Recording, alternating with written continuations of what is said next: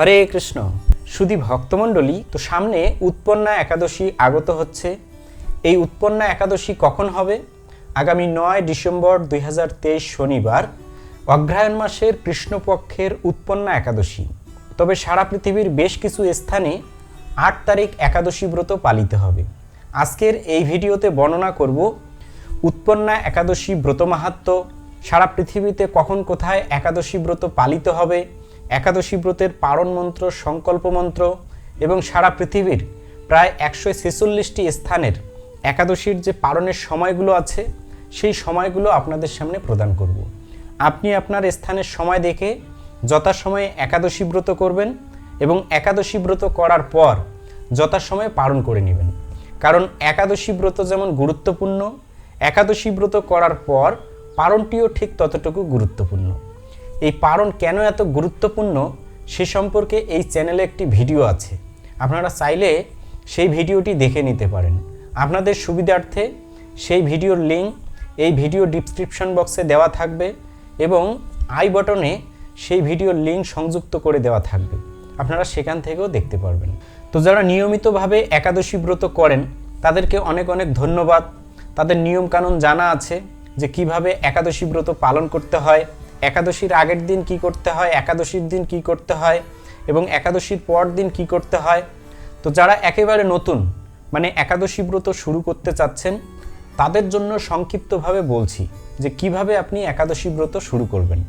একাদশীর আগের দিন আপনি নিরামিষ আহার গ্রহণ করবেন। সেই নিরামিষ যদি ভগবানকে নিবেদিত প্রসাদ হয় অতি উত্তম। তো একাদশীর আগের দিন রাত 12টার আগেই আপনি আপনার আহার সম্পন্ন করে ভালোভাবে দন্তধাবন করবেন, তারপরে ঘুমিয়ে পড়বেন। ভোরবেলা শয্যা ত্যাগ করবেন। শয্যা ত্যাগ করে ভালোভাবে স্নানাদি করে দ্বাদশ সঙ্গে তিলক করে ভগবানকে আরতি নিবেদন করবেন, ভগবানের গুণকীর্তন করবেন, তুলসী মহারানীকে আরতি নিবেদন করবেন, তুলসী পরিক্রমা করবেন, ভগবানের নাম জপ করবেন, ভাগবত শাস্ত্রাদি গ্রন্থ পাঠ করবেন। এভাবে সকালের কর্ম শেষ হলে আপনি আপনার বাড়ির কাজ করবেন। আর যখনই সময় পাবেন ভগবানের নাম জপ করবেন, ভাগবত শাস্ত্রাদি গ্রন্থ পাঠ করবেন। এভাবে পুরো দিনটি আপনি অতিবাহিত করবেন। তো নির্জলা একাদশী ব্রত করা যদি আপনার পক্ষে সম্ভব হয় আপনি নির্জলা করতে পারেন। আর যদি নির্জলা ব্রত করতে কেউ অসমর্থ হয় তাহলে ফল, জল, দুধ, বাদাম এই সমস্ত দ্রব্য গ্রহণ করে একাদশী ব্রত পালন করতে পারেন। তো এভাবে পুরো দিনটি অতিবাহিত করার পর একাদশীর পর দিন সকালবেলা এই ভিডিওতে যে সময়গুলো দেওয়া আছে ওই সময়ের মধ্যে পঞ্চ রবিশস্য থেকে ভগবানকে নিবেদন করা যদি কোনো প্রসাদ আপনি গ্রহণ করেন তখন সেই ব্রতের পালন হয়ে যাবে। তো এখন অনেকেই প্রশ্ন করতে পারে যে আমি তো ভোগ নিবেদন করতে পারি না, আমি কিভাবে পালন করব? আপনি মন্দির থেকে শুকনো প্রসাদ সংগ্রহ করে রাখতে পারেন। সেই প্রসাদ একবার যদি আপনি বাড়িতে এনে রাখেন সেটা দিয়ে আপনি অনেকগুলো একাদশীতে পালন করতে পারবেন। তো এভাবে একাদশীর আগের দিন, একাদশীর দিন এবং একাদশীর পর দিন সাত্ত্বিক জীবন যাপন করার চেষ্টা করবেন। তো এই একাদশী ব্রত সম্পর্কে যদি আরও কোনো জানার বিষয় আপনার বাকি থাকে তাহলে ভিডিওর নিচে সুন্দরভাবে কমেন্ট করবেন। তো কথা না বাড়িয়ে চলে যাচ্ছি উৎপন্না একাদশী ব্রত মাহাত্ম্য কথায়। অর্জুন বললেন, হে দেব, অগ্রহায়ণের পুণ্যপ্রদায়িনী কৃষ্ণপক্ষের একাদশীকে কেন উৎপন্না বলা হয় এবং কী জন্যই বা এই একাদশী পরম পবিত্র ও দেবতাদেরও প্রিয় তা জানতে ইচ্ছা করি। আপনি কৃপা করে আমাকে তা বলুন। তদুত্তরে শ্রী ভগবান বললেন, হে পিতাপুত্র, পূর্বে সত্যযুগে মূর নামে এক দানব ছিল। অদ্ভুত আকৃতি বিশিষ্ট সেই দানবের স্বভাব ছিল অত্যন্ত কোপন। সে দেবতাদেরও ভীতিপ্রদ ছিল। যুদ্ধে দেবতাদের এমনকি স্বর্গরাজ ইন্দ্রকে পর্যন্ত পরাজিত করে স্বর্গ থেকে বিতাড়িত করেছিল। এভাবে দেবতারা পৃথিবীতে বিচরণ করতে বাধ্য হয়েছিল। তখন দেবতারা মহাদেবের কাছে গিয়ে নিজের সমস্ত দুঃখ সবিস্তারে জানালেন। শুনে মহাদেব বললেন, হে দেবরাজ, যেখানে শরণাগত বৎসল জগন্নাথ গরুড়ধ্বজ বিরাজ করছেন তোমরা সেখানে যাও। তিনি আশ্রিতদের পরিত্রাণকারী, তিনি নিশ্চয়ই তোমাদের মঙ্গল বিধান করবেন। দেবাদিদেবের কথা মতো দেবরাজ ইন্দ্র দেবতাদের নিয়ে ক্ষীর সমুদ্রের তীরে গমন করলেন। জলে শায়িত বিষ্ণুকে দর্শন করে দেবতারা হাত জোর করে তার স্তব করতে লাগলেন। স্তুতির মাধ্যমে নিজ নিজ দৈন্য ও দুঃখের কথা তারা ভগবানকে জানালেন। ইন্দ্রের কথা শুনে ভগবান নারায়ণ বললেন, হে ইন্দ্র, সেই মূর দানব কীরকম, সে কেমন শক্তিশালী তা আমাকে বলো। ইন্দ্র বললেন, হে ভগবান, প্রাচীনকালে ব্রহ্মবংশে তালজঙ্গা নামে এক অতি পরাক্রমশালী অসুর ছিল। তারই পুত্র মোর অত্যন্ত বলশালী, ভীষণ উৎকট ও দেবতাদেরও ভয় উৎপাদনকারী। সে চন্দ্রাবতী পুরী নামে এক পুরীতে বাস করে। স্বর্গ থেকে আমাদের বিতাড়িত করে তার স্বজাতি কাউকে রাজা, কাউকে অন্যান্য দিকপালক রূপে প্রতিষ্ঠিত করে এখন সে দেবলোক সম্পূর্ণ অধিকার করেছে। তার প্রবল প্রতাপে আজ আমরা পৃথিবীতে বিচরণ করছি। ইন্দ্রের কথা শুনে ভগবান দেবদ্রোহীদের প্রতি অত্যন্ত ক্রোধান্বিত হলেন। তিনি দেবতাদের সঙ্গে চন্দ্রাবতী পুরীতে গেলেন। সেই দৈত্যরাজ শ্রীনারায়ণকে দর্শন করে পুনঃ পুনঃ গর্জন করতে লাগল। দেবতা ও অসুরদের মধ্যে তুমুল যুদ্ধ শুরু হলো। যুদ্ধে দেবতারা পরাজিত হয়ে এদিক ওদিক পালিয়ে গেল। তখন যুদ্ধক্ষেত্রে শ্রীনারায়ণকে একা দেখে সেই দানব তাকে দাঁড়াও দাঁড়াও বলতে লাগল। শ্রী ভগবানও ক্রোধে গর্জন করে বললেন, রে দুরাচার দানব, আমার বাহুবল দেখ। এই বলে অসুরপক্ষীয় সমস্ত যোদ্ধাদের দিব্য বাণের আঘাতে নিহত করতে লাগলেন। তখন তারা প্রাণ ভয়ে নানা দিকে পালাতে লাগল। সেই সময় নারায়ণ দৈত্য সৈন্যদের মধ্যে সুদর্শন চক্র নিক্ষেপ করলেন। ফলে সমস্ত সৈন্য ধ্বংসপ্রাপ্ত হল। একমাত্র মূর অসুরেই জীবিত ছিল। সে অস্ত্রযুদ্ধে নারায়ণকেও পরাজিত করল। তখন নারায়ণ দৈত্যের সাথে বাহুযুদ্ধে লিপ্ত হলেন। এভাবে দেবতাদের হিসাবে 1000 বছর যুদ্ধ করেও ভগবান তাকে পরাজিত করতে পারলেন না। তখন শ্রীহরি বিশেষ চিন্তান্বিত হয়ে বদরিক আশ্রমে গমন করলেন। সেখানে সিংহাবর্তী নামে একটি গুহা আছে। এই গুহাটি 1 দ্বার বিশিষ্ট এবং 12 যোজন অর্থাৎ 86 মাইল বিস্তৃত। ভগবান বিষ্ণু সেই গুহার মধ্যে শয়ন করলেন। সেই দৈত্য তার পিছন পিছন ধাবিত হয়ে গুহার ভিতরে প্রবেশ করল। সে বিষ্ণুকে নিদ্রিত বুঝতে পারল। অত্যন্ত আনন্দিত হয়ে ভাবতে লাগলো, আমার সাথে যুদ্ধে পরাজিত হয়ে বিষ্ণু এখানে গোপনে শুয়ে আছে, এখন আমি তাকে অবশ্যই বধ করব। দানবের এরকম চিন্তার সঙ্গে সঙ্গে বিষ্ণুর শরীর থেকে একটি কন্যা মূর্তি উৎপন্ন হলো। এই কন্যায় উৎপন্না একাদশী। তিনি রূপবতী, সৌভাগ্যশালিনী, দিব্য অস্ত্রশস্ত্র ধারিণী ও বিষ্ণু তেজসম্ভূতা বলে মহাপরাক্রমশালী ছিলেন।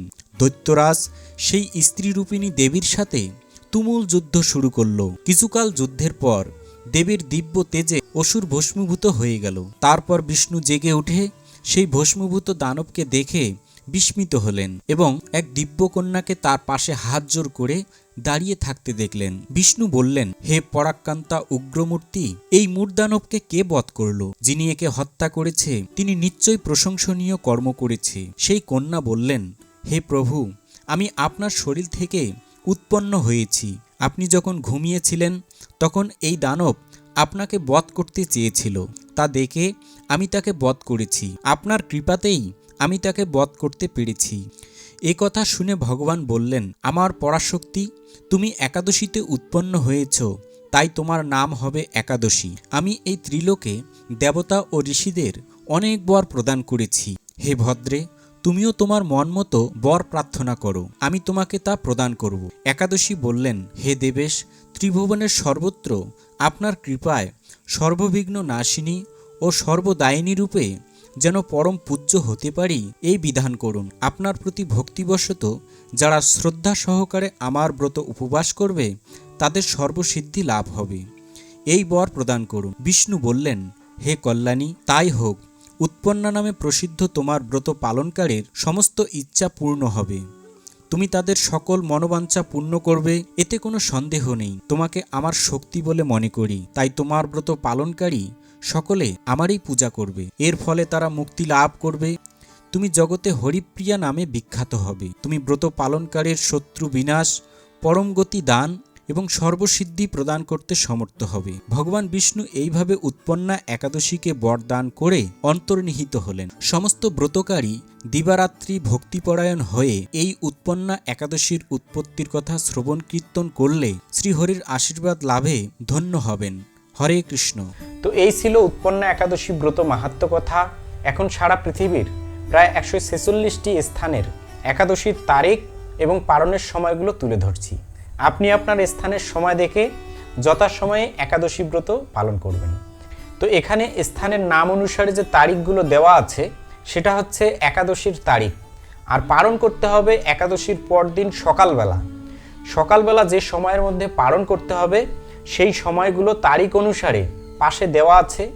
আপনি আপনার স্থানের তারিখ এবং পালনের সময় দেখে একাদশী ব্রত করবেন এবং পালন করবেন। তো ৯ তারিখ যে সমস্ত স্থানে একাদশী ব্রত পালিত হবে সেই সমস্ত স্থানের তারিখ আর পালনের সময়গুলো এখন তুলে ধরছি। বাংলাদেশ ৬টা ৩৮ থেকে ৭টা ৪৫, ঢাকা ৬টা ২৯ থেকে ৭টা ৪৫, মায়াপুর ৬টা ৬ থেকে ৭টা ১৫, ইম্ফল ৭টা ৪৭ থেকে ৭টা ১৫, গুয়াহাটি এবং আসাম ৫টা ৫৯ থেকে ৭টা ১৫, কলকাতা ৬টা ৫ থেকে ৭টা ১৫, ভুবনেশ্বর এবং উড়িষ্যা ৬টা ১০ থেকে ৭টা ১৫, পাটনা ৬টা ২৪ থেকে ৭টা ১৫, কাঠমান্ডু ৬টা ৪৩ থেকে ৭টা ৩০, চেন্নাই এবং তামিলনাড়ু ৬টা ২০ থেকে ৭টা ১৫, নাগপুর ৬টা ৩৯ থেকে ৭টা ১৫, বৃন্দাবন ৬টা ৫৮ থেকে ৭টা ১৫, দিল্লি ৭টা ২ থেকে ৭টা ১৫, হায়দ্রাবাদ এবং তেলেঙ্গানা ৬টা ৩৫ থেকে ৭টা ১৫, ত্রিভদ্রম ৬টা ২৫ থেকে ৭টা ১৫, কলম্বো ৬টা ১১ থেকে ৭টা ১৫, ব্যাঙ্গালোর এবং কর্ণাটক ৬টা ৩০ থেকে ৭টা ১৫, আহমেদাবাদ ৬টা ৯ থেকে ৭টা ১৫, মুম্বাই এবং মহারাষ্ট্র ৭টা থেকে ৭টা ১৫, পুনে ৬টা ৫৫ থেকে ৭টা ১৫, পশ্চিমবঙ্গ ৬টা ১৪ থেকে ৭টা ১৫, বিহার ৬টা ২২ থেকে ৭টা ১৫,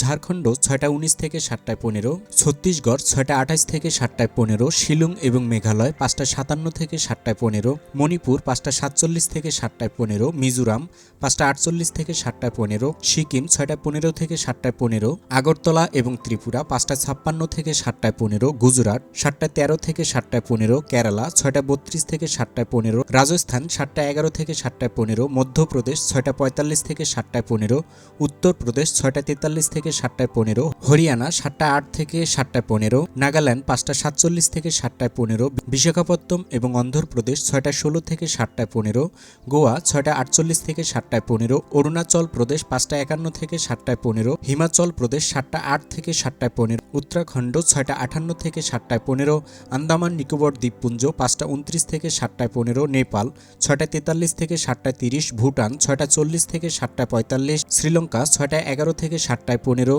মালদ্বীপ 6টা 1 থেকে 6টা 45, মায়ানমার 6টা 28 থেকে 8টা 15, মালয়েশিয়া 7টা 7 থেকে 9টা 45, সিঙ্গাপুর 5টা 55 থেকে 9টা 45, ইন্দোনেশিয়া 5টা 30 থেকে 8টা 45, ব্রুনেই 6টা 17 থেকে 9টা 45, থাইল্যান্ড 6টা 30 থেকে 8টা 45, ভিয়েতনাম 6টা 22 থেকে 8টা 45, ফিলিপাইন 6টা 9 থেকে 9টা 45, তাইওয়ান 6টা 27 থেকে 9টা 45, জাপান 6টা 39 থেকে 9টা 55, দক্ষিণ কোরিয়া 7টা 35 থেকে 10টা 45, মঙ্গোলিয়া 8টা 30 থেকে 9টা 45, বেলজিং এবং চীন 7টা 24 থেকে 9টা 45, হংকং 6টা 51 থেকে 9টা 45, অস্ট্রেলিয়া 5টা 41 থেকে 10টা 31, নিউজিল্যান্ড 4টা 41 থেকে 9টা 42, মরিশাস 5টা 22 থেকে 5টা 45।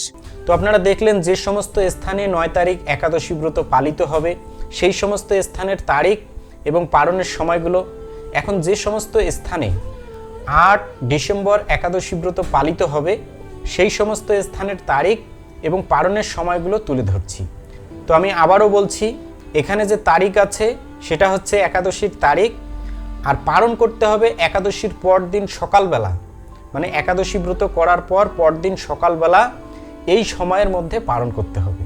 জম্মু কাশ্মীর দুপুর 12টা 44 থেকে 12টা 59, পাকিস্তান দুপুর 12টা 14 থেকে 12টা 30, পাঞ্জাব দুপুর 12টা 44 থেকে 12টা 59, উদমপুর 12টা 41-এর পর যত তাড়াতাড়ি সম্ভব পালন করতে হবে। দুবাই এবং আবুধাবি 11টা 14 থেকে 11টা 59, সৌদি আরব 10টা 14 থেকে 10টা 59, বাহরাইন 10টা 14 থেকে 10টা 59, কুয়েত 10টা 14 থেকে 10টা 59, কাতার 10টা 14 থেকে 10টা 59, ওমান 11টা 14 থেকে 11টা 59, জর্ডান 9টা 14 থেকে 9টা 47, লেবানন 9টা 14 থেকে 9টা 50, সাইপ্রাস 9টা 14 থেকে 10টা, রাশিয়া 10টা 14 থেকে 11টায় 9, ফিনল্যান্ড 9টা 14 থেকে 11টায় 11, সুইডেন 8টা 30 থেকে 10টা 36, নরওয়ে 9টা 4 থেকে 11টায় 7, ডেনমার্ক 8টা 25 থেকে 10টা 49, ইউক্রেন 9টা 14 থেকে 10টা 28, গ্রিস 9টা 14 থেকে 10টা 41, রোমানিয়া 9টা 14 থেকে 10টা 38, পোল্যান্ড 8টা 14 থেকে 10টায় 9, হাঙ্গেরি 8টা 14 থেকে 10টায় 10, ক্রোয়েশিয়া 8টা 14 থেকে 10টায় 20,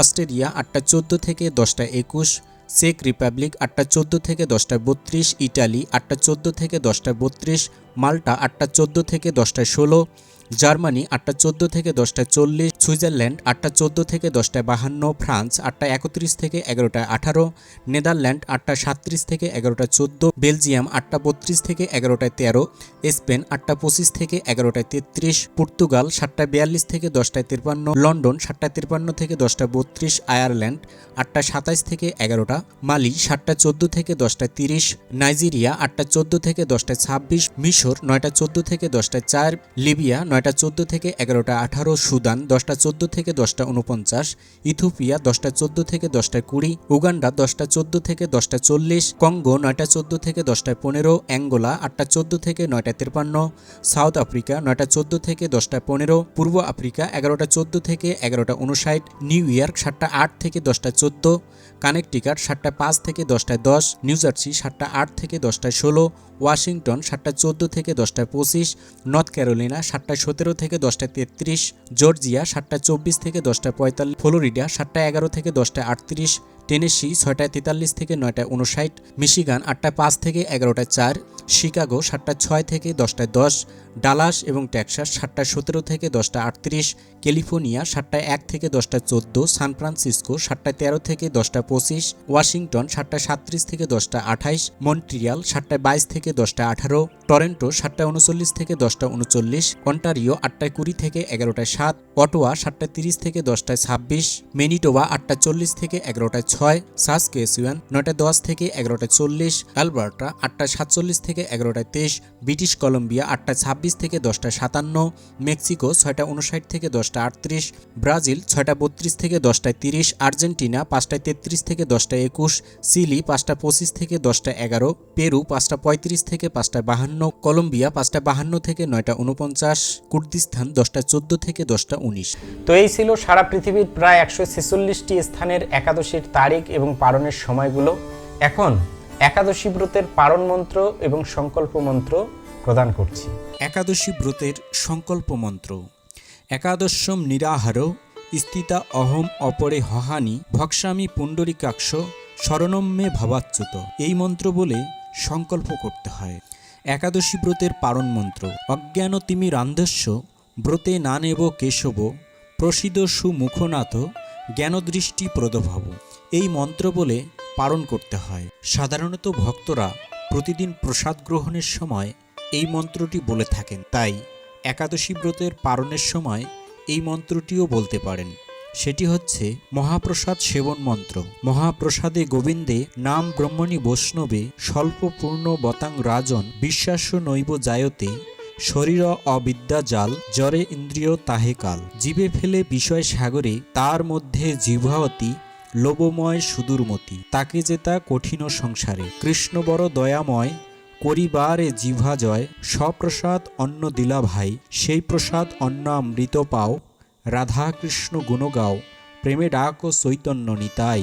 জয় শ্রীকৃষ্ণ চৈতন্য প্রভু নিত্যানন্দ শ্রী অদ্বৈত গদাধর শ্রীবাসাদি গৌর ভক্তবৃন্দ। হরে কৃষ্ণ কৃষ্ণ কৃষ্ণ হরে হরে হরে রাম রাম রাম হরে হরে। তো আজকের ভিডিও এ পর্যন্তই।